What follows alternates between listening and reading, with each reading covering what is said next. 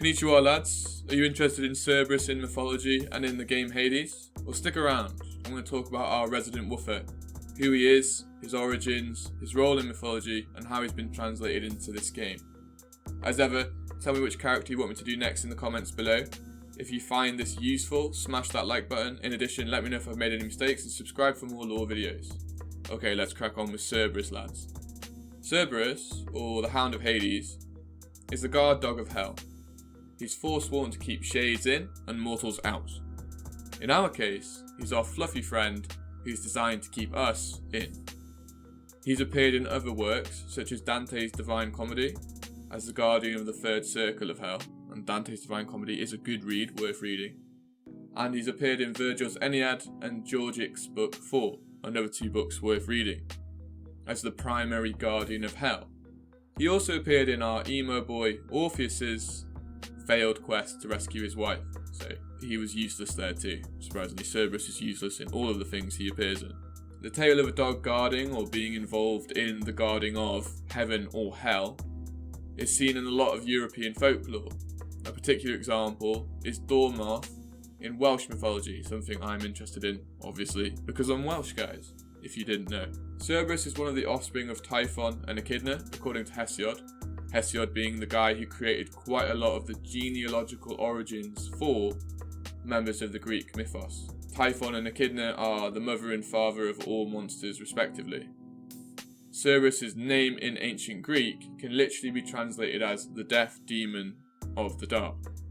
So whilst our boy seems cuddly, he's actually a really terrifying dog. Supposedly, according to Hesiod, he guards from the mouth of the Acheron, or the entrance to Hades at the River Styx, depending on which myth you're reading at the time. Lots of fanfics, guys, choose your own favourite. In mythology, Cerberus appears in the Homeric poems without a name. Hesiod named him after the Homeric verses, not before. Hesiod is the first to give him a name, and he provided the fluffer with a terrifying one, as I said before. Hesiod, being the drama queen that he is though, didn't stop at giving him a terrifying name. He also decided to give him 50 heads, which fortunately, due to budget restrictions, has been reduced to 3. So, hey ho guys, you've not got a 50-headed ugly ass dog, you've got a 3-headed cute one. They could also have been reduced to 3 heads to represent the triumvirate of the 3 Hellenic god brothers, Poseidon, Hades and Zeus, but that's a theological perspective on it from about 1400 years in the future potentially, so take it with a pinch of salt guys, as ever. Later writers such as Pseudo-Apollodorus, a Latin writer, potentially, and Euripides turned Cerberus into a chimera. That's an animal made up of lots of other animals. So he had a serpentine tail, serpentine mane, and lion claws to make the ugliest fucking dog you've ever seen. Thankfully, nobody's got time for snake lion dogs, so we have a more traditional depiction of a dog.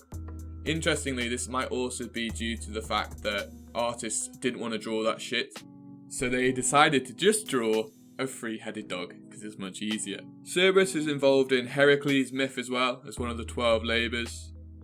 Heracles, blessed by Athena and Hermes, entered an entrance to hell called Tainaron. From there he wrestled our doggo down, aided by Theseus, the dickhead, and Perthus. I don't know how the fuck you pronounce that, I think that's right, but let me know if I'm wrong. These two were being punished by Hades for trying to kidnap Persephone, and whilst Hades is a bit of a dick, he's not going to take that shit from those two assholes, and I don't really blame it. And to be honest, have you met Theseus in game?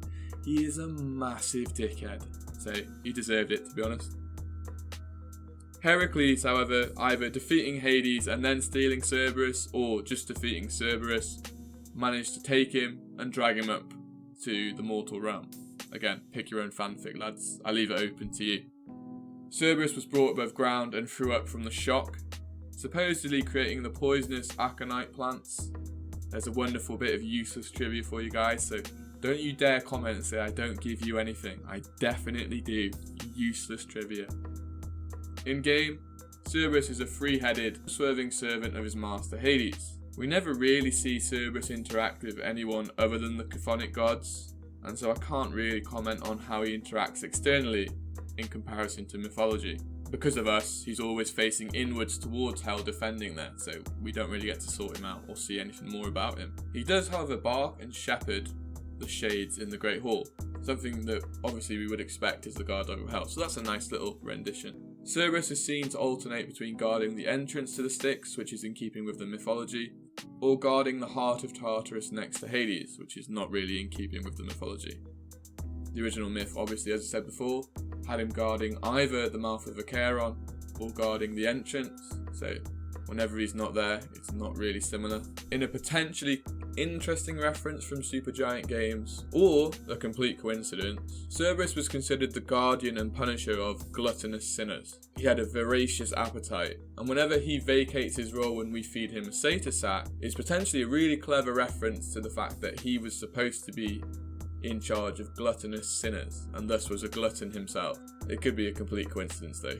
I've not had a Q&A, so I can't vouch for it, but I found it interesting nonetheless. I have to say that Cerberus is depicted in the game as a playful dog, your friend obviously because you're a chthonic god yourself, but this is starkly different to the vengeful, violent, death demon dog that's depicted in Greek, Latin and theological mythology.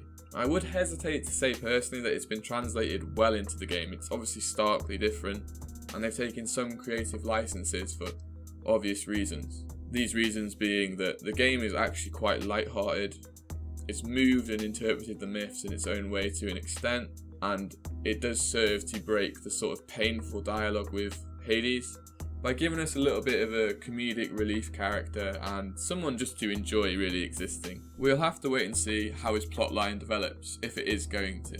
As ever guys, thanks for watching, subscribe for more, smash that like button and hit me up in the comments with whatever you want me to do next. Sure lads.